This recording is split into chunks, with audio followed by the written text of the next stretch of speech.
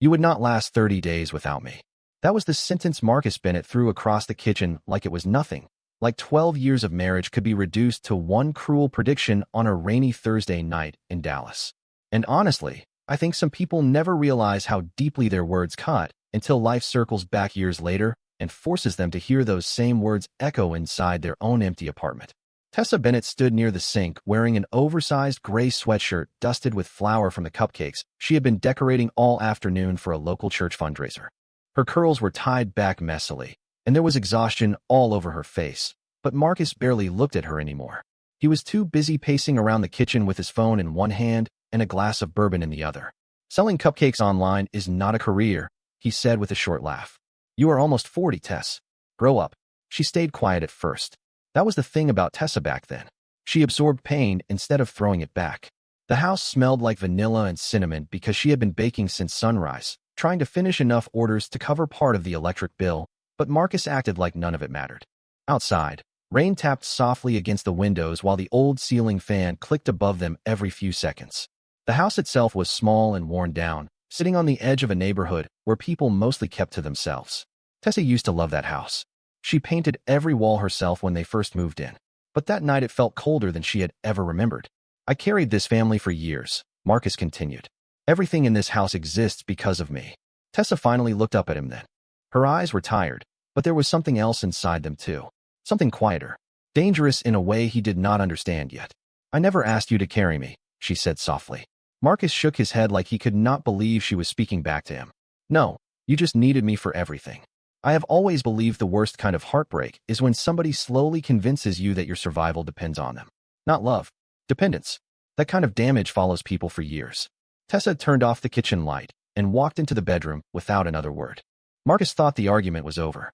He even sat down afterward and started scrolling through sports highlights like nothing had happened.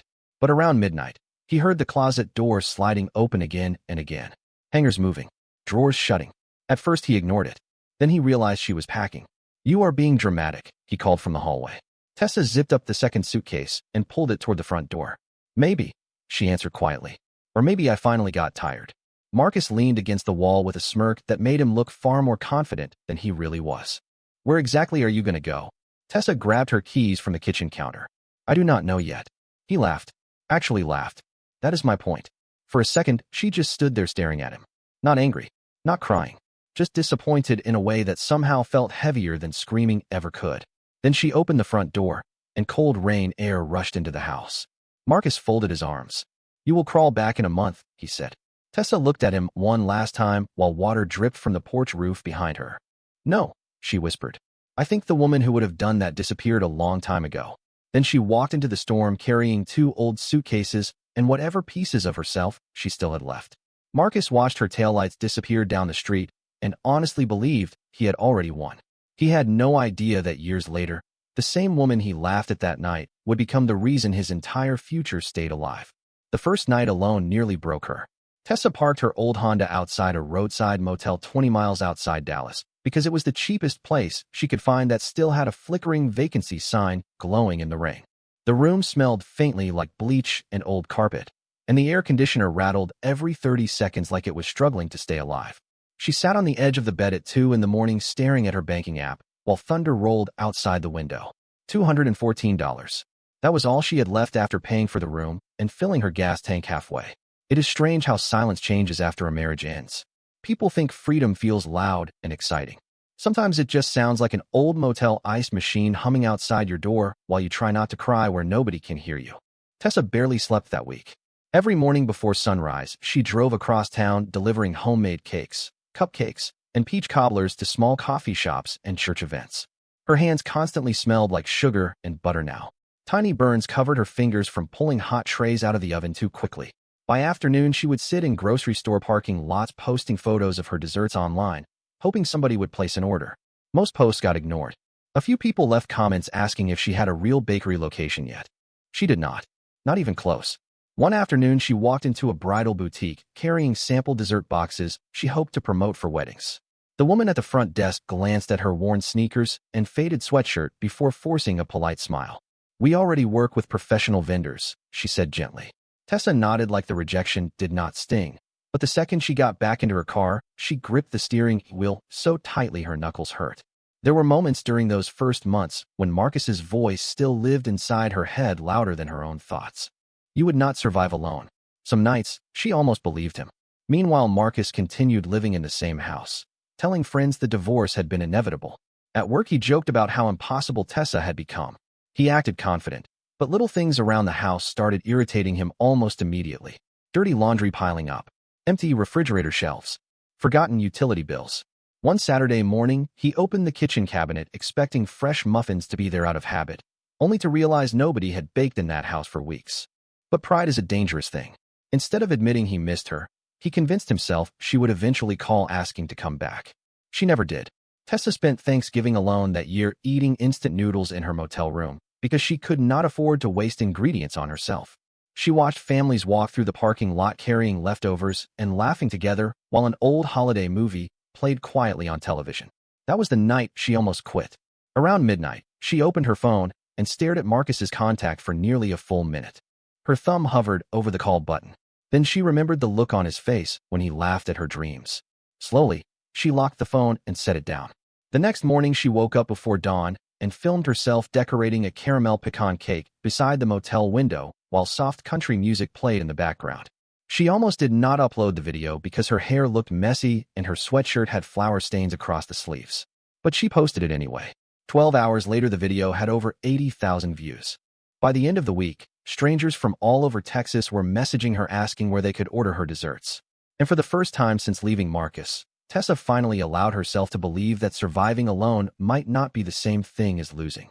Success did not arrive all at once for Tessa Bennett. It came slowly, quietly, one exhausted morning after another. About 18 months after the motel video went viral, she finally moved into a tiny one-bedroom apartment in Austin above an old barber shop that smelled constantly like shaving cream and coffee. The floors creaked when she walked across them, and the kitchen barely had enough counter space for her baking trays. But to Tessa, it felt like proof that her life was finally moving forward instead of backward. Every morning, she woke up at 4:30 before the sun came up over the city skyline. By 5 o'clock, music was playing softly from an old speaker while she mixed cake batter in oversized metal bowls inside a rented commercial kitchen she shared with 2 food truck owners. Her online audience kept growing. People loved how real she felt. No expensive studio, no fake perfection, just a tired woman with flour on her cheeks talking honestly about rebuilding her life one dessert at a time. Sometimes she laughed during her videos when recipes failed. Sometimes she admitted she still had bad days. Ironically, that honesty made people trust her even more. One afternoon, a local coffee shop owner named Denise approached her after tasting one of her cinnamon butter cakes at a community market downtown. "You need your own storefront," Denise told her while wiping crumbs from her fingers. Tessa laughed immediately because the idea sounded impossible. She still counted every dollar before buying groceries. But Denise kept pushing. 2 months later, Tessa signed the lease on a tiny bakery space tucked between a dry cleaner and a used bookstore on a quiet Austin street. The sign outside simply read Bennett and Bloom. She painted every wall herself over one long weekend while country music echoed through the empty building. On opening day, she nearly cried when she saw people already lined up outside before sunrise holding phones and coffee cups. Some customers had driven over an hour just to try her peach cobbler cupcakes from the videos. By 10 in the morning, she had sold out completely. For the first time in years, Tessa drove home smiling so hard her cheeks hurt. Meanwhile, Marcus Bennett's life had quietly started slipping in the opposite direction. At first, he barely noticed it. His company went through restructuring after a corporate merger, and suddenly younger employees with business degrees were replacing people who had been there for years. Marcus kept telling himself he was too experienced to worry. But experience stopped matching the day his department got downsized. He walked out carrying a cardboard box with framed photos and office supplies while pretending not to feel embarrassed. Losing the job shook him harder than he admitted to anyone. The mortgage payments became stressful almost immediately. Credit card balances grew. The house felt emptier now too. Not peaceful, empty. One night, Marcus ordered takeout and sat alone in front of the television while unopened mail piled up on the kitchen counter beside him. During a commercial break, he noticed there were no fresh cookies sitting beside the coffee machine anymore. No handwritten grocery list on the fridge. No soft music coming from another room. That was the strange thing. He had spent years acting like Tessa contributed nothing to his life, yet suddenly her absence seemed woven into every corner of the house. Still, pride kept him stubborn. When old friends occasionally mentioned hearing about Tessa's growing bakery business online, Marcus brushed it off with forced confidence. Internet fame does not last, he would say while shrugging casually. But deep down, hearing her name started making him uncomfortable in ways he could not explain. Then one Saturday morning, while standing in line at a grocery store, Marcus looked up and froze completely. There on the cover of Austin Living magazine was Tessa Bennett, smiling confidently in front of her bakery beneath a headline printed in bold gold letters. The Sweet Empire Rising Across Texas. Marcus stared at the magazine, so long the cashier had to ask twice if he was ready to pay. Marcus bought the magazine, even though he told himself he was only curious. He stood in the grocery store parking lot afterward with the air conditioner running and stared at Tessa's face on the cover while cars rolled past outside. She looked different now. Not younger. Not glamorous in some unrealistic movie kind of way. Just confident. Peaceful. Like somebody who no longer spent every day apologizing for existing. The article described how Bennett and Bloom had become one of the fastest-growing dessert brands in Texas, with partnerships in Austin, Houston, and San Antonio already in development. Marcus reread one sentence 3 times because it genuinely irritated him. Tessa Bennett built her company from a roadside motel after leaving an emotionally limiting marriage. Emotionally limiting. He scoffed under his breath and tossed the magazine onto the passenger seat like the article was exaggerating everything. But later that night, after 2 glasses of bourbon and an hour of staring at sports highlights he barely paid attention to, he picked the magazine back up again. The truth was harder to ignore now. Tessa had not crawled back. She had disappeared completely and somehow rebuilt herself into somebody bigger than the life they used to share. Meanwhile, Marcus's own world kept shrinking. Over the next several months, job interviews became more humiliating than he expected. Younger hiring managers smiled politely while explaining they were looking for fresh energy or modern adaptability. One recruiter suggested he take online certification courses before applying again. Marcus drove home furious that day, gripping the steering wheel so tightly his hands hurt. He had spent years believing stability was guaranteed simply because he worked hard and paid bills on time. But life changes fast when the paycheck disappears. The mortgage fell behind by 2 months. Then 3. Collection calls started arriving during dinner. The house itself looked older now too. The backyard grass grew uneven because Marcus stopped caring enough to mow it regularly. Dust gathered along shelves Tessa once cleaned every weekend while music played softly through the house. One evening, Marcus burned frozen lasagna because he forgot to take the plastic film off before putting it into the oven. He stood in the smoky kitchen coughing and suddenly remembered making fun of Tessa years ago for watching baking videos at midnight. The memory hit him strangely hard. Around the same time, Tessa's life became almost unrecognizable from the woman who once slept in that motel room, counting quarters for gas money. Bennett and Bloom opened its second storefront in Houston inside a renovated brick building with long windows and white marble counters. Customers waited outside before opening every morning. Tessa still worked harder than anyone around her. She personally tested recipes, answered customer messages late at night, and remembered employees' birthdays without needing reminders. People loved working for her because she treated everyone like they mattered. That reputation spread nearly as quickly as her desserts did. But success did not erase everything. Sometimes late at night after closing the bakery, Tessa still sat alone in her office replaying old memories she wished no longer affected her. Trauma does not disappear just because your bank account improves. Certain words stay with people. Certain humiliations become scars you learn to live beside instead of fully healing from. One Friday afternoon, her assistant walked into the office holding a business magazine. "You made another list," she said, smiling. Tessa laughed softly while taking the magazine, expecting another local ranking article. But the smile slowly faded when she saw the headline halfway down the page. Major supply company faces bankruptcy risks after leadership shakeup. The accompanying photo showed a tired-looking Marcus Bennett walking out of an office building holding a folder against his chest. He looked older now, not because of age exactly, more because life had finally started speaking back to him in the same cold tone he once used on other people. Tessa stared at the photo quietly for several seconds before setting the magazine down face first on her desk. Then she stood up, adjusted the sleeves of her blazer, and walked back onto the bakery floor where customers were still lining up out the door waiting for desserts that once began inside a cheap motel kitchen. By the 5th year after the divorce, Marcus Bennett had become the kind of man who avoided checking his mailbox until after sunset because he already knew most of the envelopes waiting there carried bad news. The house was gone first. After months of missed mortgage payments and desperate refinancing attempts, the bank finally took it. Marcus packed everything he could fit into a rented pickup truck while strangers walked through the empty rooms during an open house only 3 days later. Watching another family inspect the kitchen where Tessa used to bake birthday cakes nearly made him leave halfway through loading boxes. But pride kept him silent even then. Pride had cost him more than he realized. He moved into a cramped apartment outside Fort Worth where the air conditioner barely worked and the upstairs neighbors argued almost every night. The walls were thin enough for Marcus to hear cabinet doors slamming through the ceiling after midnight. Some mornings he sat on the edge of his bed staring at unpaid bills spread across the blanket beside him while cold coffee sat untouched in his hand. He had once laughed at the idea of survival being difficult.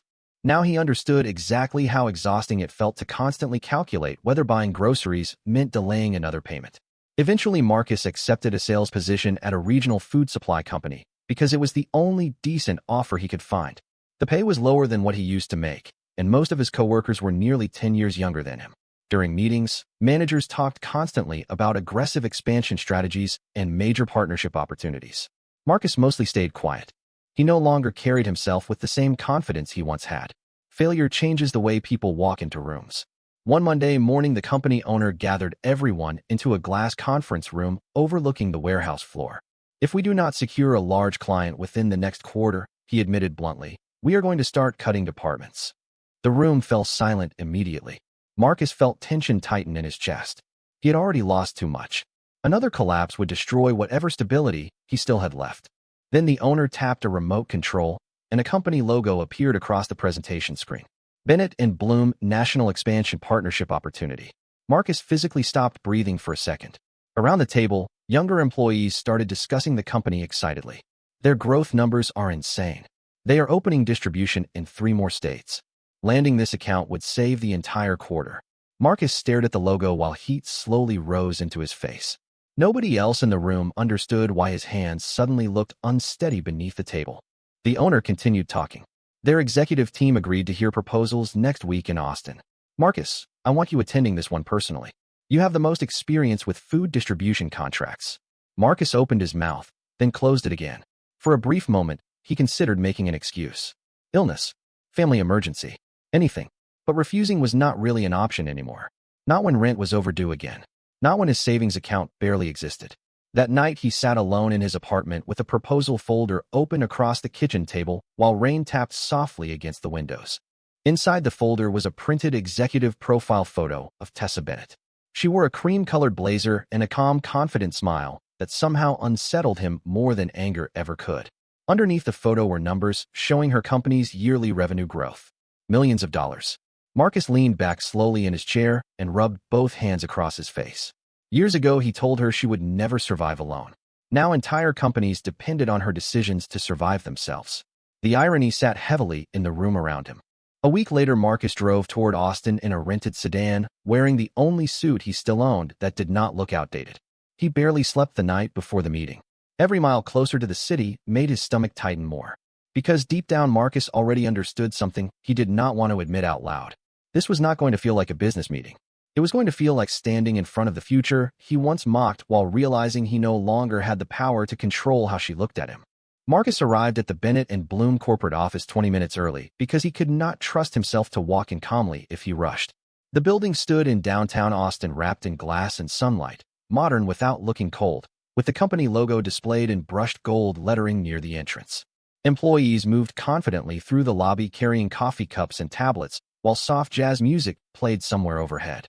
Marcus adjusted his tie twice while waiting for the elevator, even though he already knew it looked fine. Nervousness has a strange way of making people obsess over small things when they are terrified of larger ones. Upstairs, the conference room overlooked nearly the entire city skyline.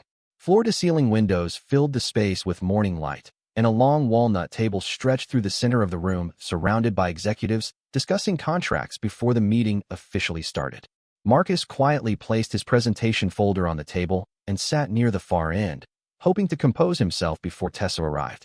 But then the room suddenly shifted. Conversations softened. A few employees straightened in their seats. Marcus looked up instinctively toward the doorway, and there she was.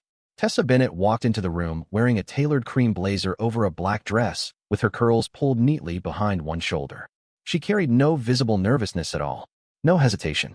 Just calm control. Yet somehow she still looked like herself. That was the part Marcus found hardest to understand. Success had changed her life completely, without hardening the kindness in her face. Tessa glanced toward the table while greeting several executives by name. Then her eyes landed on Marcus. For one brief second, time seemed to pause between them. Marcus expected shock, anger maybe, some visible emotional reaction. But Tessa simply held his gaze calmly before offering a polite professional nod like he was any other business contact in the room. Strangely, that hurt worse than if she had yelled at him. Being forgotten by someone you once underestimated feels heavier than hatred. "Good morning, everyone," Tessa said while taking her seat at the head of the table. Her voice carried confidence now, smooth and measured in a way Marcus had never heard during their marriage. "Let us get started." The meeting began immediately. Sales projections appeared on large screens while executives discussed shipping costs, regional distribution growth, and manufacturing timelines. Marcus forced himself to focus on numbers, even though his mind kept drifting back to the woman leading the conversation so effortlessly. Years ago, he used to interrupt Tessa constantly when she tried explaining business ideas at the kitchen table. Now entire rooms fell silent when she spoke. Halfway through the presentation, Marcus finally stood to explain his company's distribution proposal. His throat tightened unexpectedly as he walked toward the screen. Public speaking had never bothered him before, but standing in front of Tessa now made him feel exposed in ways he could not explain.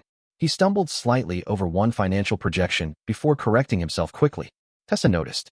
Of course she noticed, but she never embarrassed him. Instead, she listened carefully, occasionally asking direct, intelligent questions about logistics and supply chain reliability.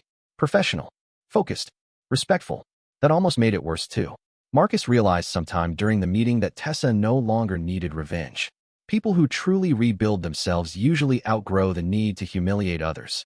By the time the presentation ended, Marcus felt emotionally exhausted despite barely moving from his chair. Executives slowly gathered their folders and filtered out into the hallway discussing follow-up meetings for next quarter. Marcus stayed seated longer than everyone else, pretending to organize paperwork, while his heart pounded harder than it should have. He knew he needed to leave. He also knew he would regret leaving without speaking to her privately. Across the room, Tessa stood near the windows reviewing notes on her tablet, while sunlight reflected softly across the glass behind her. For a moment, Marcus saw flashes of the woman from years ago standing barefoot in their old kitchen covered in flour. Then reality settled back in. She was no longer the woman waiting for permission to believe in herself, and he was no longer the man with power over how she saw her future. Finally, Marcus stood up slowly and walked toward her, unsure whether he was about to apologize for the past or simply confront the reality of everything he had lost. "Tessa." Marcus's voice sounded rougher than he intended when he finally said her name out loud again after all those years. She looked up from her tablet calmly while the last few executives disappeared into the hallway outside the conference room. For a moment, neither of them spoke. Austin traffic moved far below the windows behind her, while sunlight reflected softly across the glass walls surrounding the room. Tessa set the tablet down slowly on the table. "Marcus." The way she said his name was polite, controlled, not warm, but not cruel either. Somehow that made him feel even more uneasy. He shoved both hands into his pockets because he suddenly did not know what else to do with them. "You look." He stopped himself halfway through the sentence because every possible ending sounded wrong. "Happy, successful, different, untouchable." Tessa gave a small, almost amused smile. "Older," she offered gently. Marcus let out a short, nervous laugh. "No, I mean good." Another silence settled between them. Back when they were married, silence always felt tense, like both of them were waiting for the next argument to begin. But this silence felt different, final somehow, like standing in a house after all the furniture has already been removed. Marcus glanced toward the skyline outside before speaking again. "I did not expect any of this." Tessa folded her arms loosely. "Neither did I." There was no arrogance in her voice. No need to show off what she had become. That calm confidence unsettled Marcus more than success itself ever could. He swallowed hard before continuing. "I saw the articles, the stores, the expansion." He looked down briefly. "You built something incredible." Tessa studied him quietly for a second, almost like she was deciding how honest she wanted to be. "It took a long time," she said softly. Marcus nodded slowly. His chest felt strangely tight now. He had spent years imagining this moment differently. In his head, he always pictured Tessa angry, bitter, maybe eager to prove him wrong. Instead, she just looked peaceful. And peace is sometimes the loudest proof that someone no longer belongs to your past. "I owe you an apology," Marcus finally admitted. The words came out slower than he expected because pride had blocked them for years. "Back then I thought I was being realistic. I thought I was protecting us financially, or... He shook his head at himself. Honestly, I do not even know anymore. I just know I was wrong. Tessa looked down briefly at the conference table before lifting her eyes back toward him. Do you know what hurt the most? She asked calmly. Marcus frowned slightly. The divorce? She shook her head once. No. Her voice stayed steady, but there was emotion underneath it now. Old pain carefully controlled after years of learning how to carry it differently. The worst part was realizing the person who loved me most genuinely believed I could never survive on my own. Marcus felt those words hit him harder than any accusation could have, because deep down he knew they were true. He remembered every dismissive laugh, every sarcastic comment, every time he made her dreams sound childish because he needed to feel like the stronger person in the room. Tessa walked slowly toward the windows, looking out over the city she had rebuilt herself inside. You know what is strange? She continued softly. When I left that night, I was terrified. There were mornings I sat in my car crying because I could not even afford breakfast. Marcus lowered his eyes. Tess. But eventually, she said gently, I realized something. I was never weak. I was just living too long beside somebody who needed me to believe I was. The room went completely silent after that. Marcus could barely breathe around the weight of her words because they exposed something ugly he had spent years avoiding inside himself. Tessa turned back toward him again, and for the first time he noticed there was no hatred left in her expression at all. Only distance. Healing creates distance sometimes. I do forgive you, Marcus, she said quietly. But forgiveness does not always mean people get to return to who they used to be. Before he could answer, someone knocked lightly on the conference room door to remind Tessa about her next meeting. She glanced toward the hallway, then back at Marcus one final time. Your company proposal is still under review, she said professionally. You should hear from our team by Friday. Then she picked up her tablet and walked past him toward the door, while Marcus stood frozen beside the conference table, realizing that losing her had never actually been the punishment. The real punishment was finally understanding her value years too late. The drive back to Fort Worth felt longer than usual for Marcus. Traffic crawled through the interstate while the conversation with Tessa replayed in his head over and over again like a song he could not shut off. I was never weak. I was just living too long beside somebody who needed me to believe I was. Those words followed him all the way home. By the time he reached his apartment complex, the sun had already disappeared behind heavy clouds, and rain had started falling again across the parking lot. Marcus sat inside the car for nearly 10 minutes, staring blankly through the windshield before finally forcing himself upstairs. The next morning at work, tension hung over the office like smoke. Employees whispered nervously near the break room, while managers disappeared into closed-door meetings all afternoon. Everyone knew the Bennett and Bloom contract represented the company's last real chance to stabilize financially. Around 3 o'clock, Marcus got called into the owner's office. Richard Holloway stood near the windows with both hands resting on his hips, looking more exhausted than Marcus had ever seen him. How did the meeting go? He asked immediately. Marcus hesitated carefully before answering. Professional. They seemed interested in the proposal. Richard nodded slowly. Good. Because if we lose this deal, layoffs start next month. Marcus felt his stomach tighten. Richard turned around fully then and lowered his voice slightly. I need you to understand how serious this is. Half the warehouse staff have families depending on these jobs. Marcus left the office carrying that weight heavily in his chest. Suddenly, this was bigger than pride, bigger than personal history. Entire livelihoods were hanging on whether Tessa decided to trust the company connected to the man who once underestimated her. 3 days later, Bennett and Bloom requested a second negotiation meeting. Marcus returned to Austin with a knot in his stomach so tight he barely touched breakfast that morning. This time the meeting felt smaller and more personal. Only a handful of executives sat around the conference table, while financial documents remained spread neatly across polished wood surfaces. Tessa entered carrying a folder and greeted everyone calmly before taking her seat. Marcus noticed she looked slightly more tired today. Success had given her confidence, but not immunity from pressure. Running a growing company clearly demanded everything from her. After nearly an hour discussing logistics, production timelines, and regional delivery systems, the room finally quieted as Tessa closed the folder in front of her. There is one condition before we move forward, she said evenly. Richard straightened immediately. Anything reasonable, we are open to discussing. Tessa folded her hands together. Bennett and Bloom is launching a workforce initiative next quarter focused on hiring women over 40 who struggled financially after divorce, layoffs, or long-term caregiving gaps. Marcus blinked slightly at the unexpected direction of the conversation. Tessa continued calmly. If your company wants this partnership, I want a formal commitment that at least 30% of future administrative hires through this contract will prioritize those candidates. Silence settled briefly across the room. One executive exchanged surprised looks with another. Richard frowned thoughtfully while scanning the proposal papers again. That is your requirement? He asked carefully. Yes. Tessa's voice never wavered.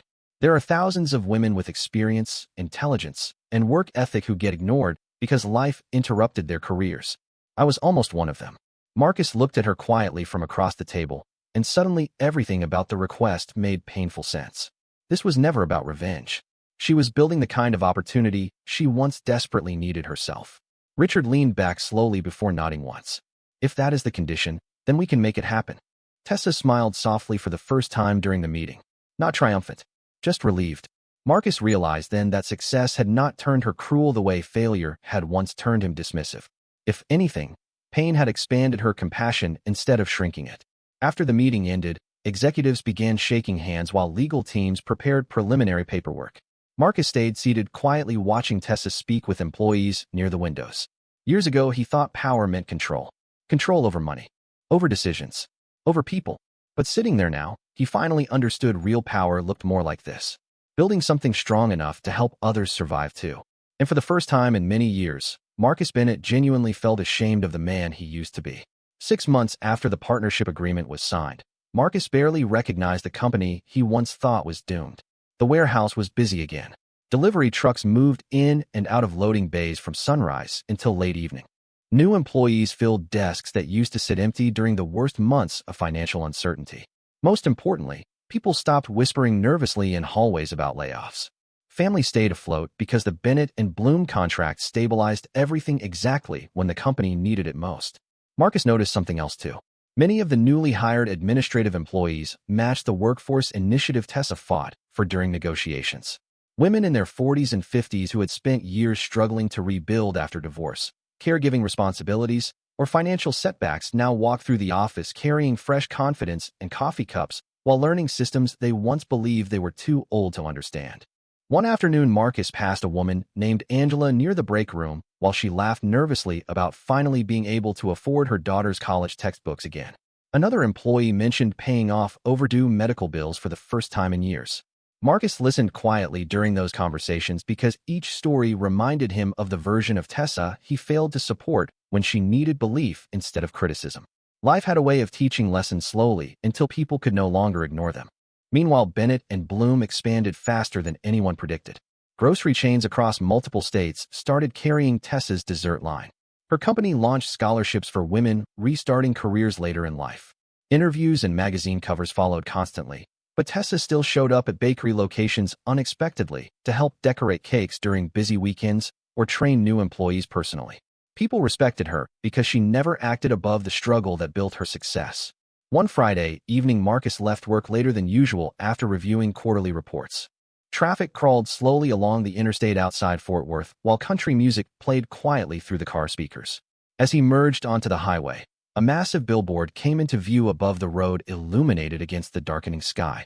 Bennett and Bloom. Built from scratch. The advertisement showed Tessa standing inside one of her bakeries, smiling warmly beside trays of fresh desserts while customers filled the background behind her. Marcus felt his chest tighten unexpectedly as he slowed near a red light beneath the billboard. Years ago, he told her she would never survive alone. Now her company employed thousands of people across multiple states. Entire businesses depended on partnerships with her brand. Families paid rent because she refused to let hardship turn her bitter. Marcus sat there watching the billboard while rain lightly tapped against the windshield again, almost like the night she left him all those years ago. But this time the feeling inside him was different. Not jealousy exactly. Regret, yes, but also understanding. Real understanding for the first time. He finally realized Tessa's success was never actually about proving him wrong. It came from finally escaping the small version of herself she had been forced to live inside during their marriage. Later that night, Marcus stopped at a grocery store before heading home. Near the bakery section, he noticed a young employee carefully arranging Bennett and Bloom cupcakes onto display shelves while humming softly to herself. A little girl standing nearby pointed excitedly toward the desserts, asking her mother if they could buy some for her birthday party. The mother smiled and nodded yes without hesitation. Marcus stood there quietly for a moment, watching complete strangers celebrate something Tessa created from pain, exhaustion, and courage nobody saw during those motel years. Then he picked up a box himself and carried it toward the register. Back inside his apartment later that evening, Marcus sat alone at the kitchen table eating one of Tessa's caramel pecan cupcakes while city lights flickered outside the window. The recipe tasted almost identical to the one she used to bake years ago in their old kitchen after midnight, while he barely looked up from his phone. That realization hit him harder than expected. Because in the end, the biggest tragedy was not that Tessa became successful without him.